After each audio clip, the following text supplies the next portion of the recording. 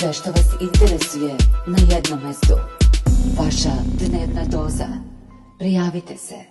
Australijska zdravstvena služba Novog Južnog Velsa izvestila je da su komarci koji nose potencijalno smrtonosnu bolest encefalitisa doline Murray prijavljeni u gradu Menindee na reci Darling.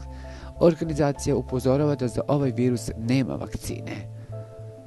Nadležni iz zdravstvene službe upozoravaju javnost da se usred poplava i toplog vremena beleži porast komaraca prenosilaca različitih virusa encefalitisa.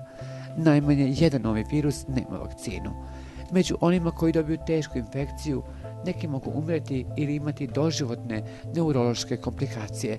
Ne postoje vakcinacije ili specifični tretmani za encefalitis doline Murray, a najbolji način da se izbjegne infekcija jeste izbjegavanje ujeda. Izbjegavanje ujeda komaraca će također zaštititi od drugih infekcija koje prenose komarci. U ovom trenutku imamo eksploziju u populaciji komaraca, tako da je od vitalnog značaja da se stanovnici Južne Australije zaštite, rekla je glavna zdravstvena službenica Nikola Suprije.